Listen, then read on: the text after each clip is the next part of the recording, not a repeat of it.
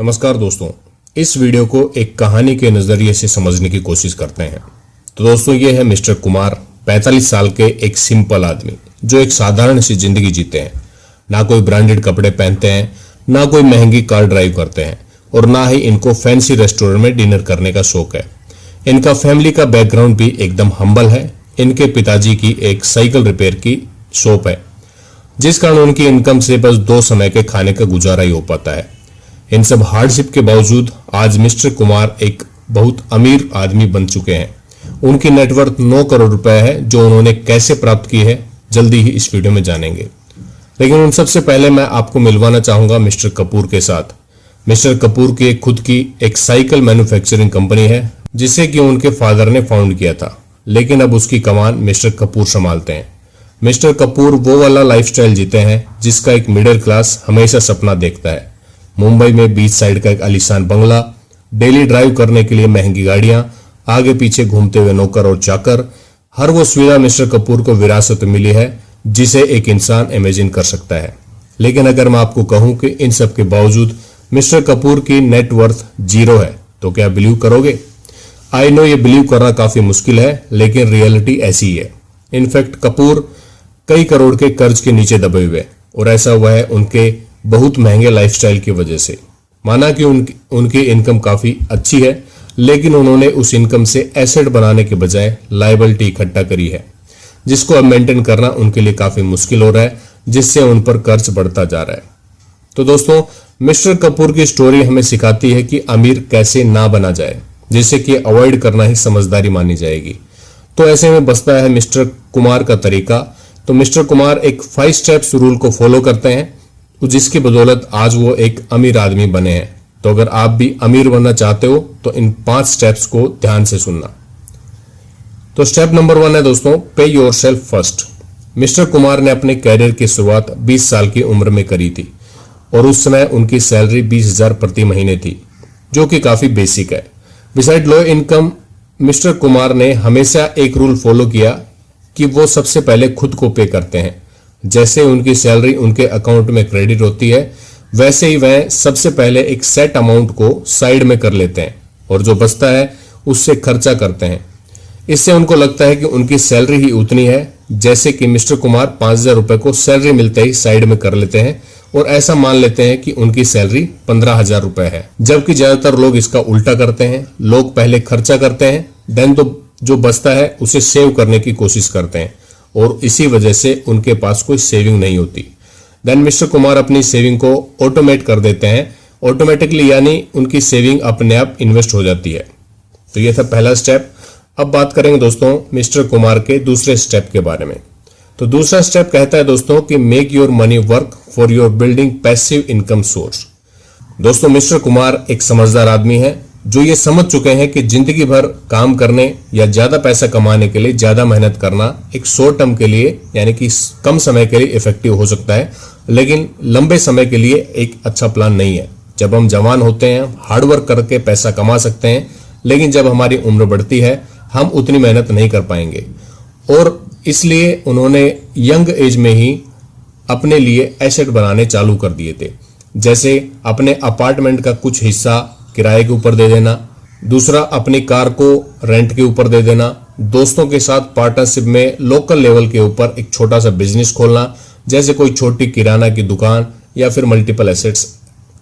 तो मिस्टर कुमार ने बनाए अपने पास जो भी लिमिटेड रिसोर्स थे, उनका इस्तेमाल उन्होंने एसेट बनाने में किया, जिससे उनको एडिशनल इनकम होने लगी और उनकी टोटल इनकम बढ़ने लगी। देन इतना सब करने के बाद उन्होंने नेक्स्ट स्टेप की तरफ मूव किया, जो कि था इन्वेस्टिंग का। तो इन्वेस्टिंग इंडिया के इंडेक्स फंड में किया, इक्विटी में किया, म्यूचुअल फंड में किया। तो मिस्टर कुमार अपनी सैलरी से 5,000 रुपए सेव करते थे, और उन्होंने साइड हसल करके कुछ और रेवेन्यू स्ट्रीम भी बना लिए थे, जैसे कि कार को रेंट पे देना, मकान को रेंट पे देना। तो इन सब के बाद उनके पास मंथली लगभग 10,000 रुपए सेव कर लेते थे आसानी से।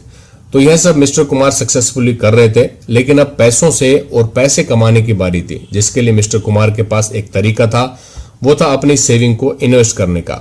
अब इन्वेस्टमेंट के लिए उनके पास कई तरीके थे, जैसे डायरेक्ट स्टॉक्स को वो खरीद सकते थे, क्रिप्टो में इन्वेस्ट कर सकते थे, या फिर म्यूचुअल फंड बाई कर सकते थे। और भी अनगिनत ऑप्शन उनके पास थे, क्योंकि मिस्टर कुमार जॉब भी करते थे, उन सब के साथ में साइड हसल भी उनका चल रहा था। इसलिए उन्होंने बेहतर समझा म्यूचुअल फंड में इन्वेस्ट करना। तो म्यूचुअल फंड में भी पैसिव मैनेजमेंट फंड्स को उन्होंने चुना, इंडेक्स फंड में उन्होंने इन्वेस्ट करना चूज किया। टोटल 15,000 रुपए वो इन्वेस्ट करते थे। तो मिस्टर कुमार ने शुरुआत करी और जैसे जैसे इनकम बढ़ती गई तो वो अपने अपने खर्चे बढ़ाने की बजाय इन्वेस्ट करते रहे। उन्होंने ऐसा लगातार 25 सालों तक किया, जिसके कारण अब 45 साल का होने पर उनकी नेटवर्थ लगभग 9 करोड़ रुपए हो चुकी है। आप ये देख भी सकते हो, स्क्रीनशॉट मैंने साइड में डाला हुआ है। दोस्तों स्टार्टिंग में उनका इन्वेस्टमेंट अमाउंट 15,000 पर मंथ था। देन नेक्स्ट ईयर से उन्होंने 10% बढ़ा दिया, यानी कि स्टेप अप SIP उन्होंने करना स्टार्ट किया और ऐसा वो करते रहे और कंपाउंडिंग के पावर से, SIP के मैजिक से उनकी नेटवर्थ 9 करोड़ टच कर गई है। अब उन्होंने आगे इन्वेस्टमेंट ना करने का डिसीजन लिया है, लेकिन अब इतने अमाउंट से बिना कुछ किए हर साल करोड़ में उनको प्रॉफिट होता रहेगा, उनकी कैपिटल ग्रो होती रहेगी। नेक्स्ट स्टेप जो मिस्टर कुमार ने हमेशा फॉलो किया बिना चूके, वो था दोस्तों बीइंग ए स्मार्ट कंज्यूमर। यानी कि इसमें दोहराने की कोई बात नहीं है। अगर आप कम स्पेंड करोगे तो आप ज्यादा सेव कर पाओगे, यानी कि कम खर्चा करोगे तो आपकी सेविंग ज्यादा हो सकती है। और ऐसा ही मिस्टर कुमार करते थे। टीवी या फोन के ऊपर चलने वाली एड्स को देख के वो कभी भी कोई परचेजिंग डिसीजन नहीं लेते थे। उन्होंने मार्केटिंग नॉइज को इग्नोर किया और एक मिनिमलिस्टिक लाइफस्टाइल अडॉप्ट किया। वो अभी भी अपनी हार्ड अर्न मनी को स्पेंड करते वहीं पे जहां पे उनको एक्चुअल में जरूरत होती।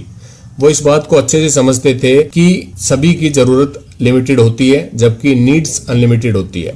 इंपल्सिव बाइंग से बचने के लिए मिस्टर कुमार ने अपने स्मार्टफोन से जितनी भी शॉपिंग एप्स थी सब हटा दिए थे, और जब भी वो ऑनलाइन शॉपिंग करते थे तो वो वेबसाइट का इस्तेमाल करते थे।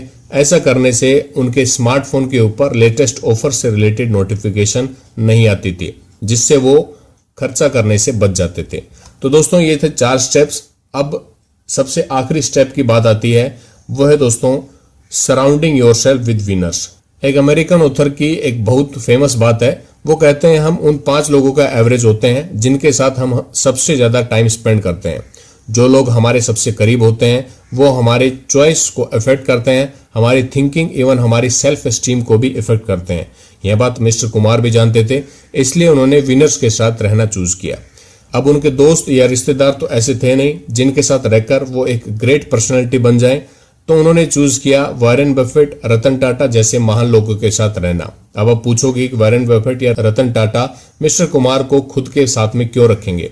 तो दोस्तों इसका सिंपल सा आंसर है कि नहीं, वो अपने साथ नहीं रखेंगे।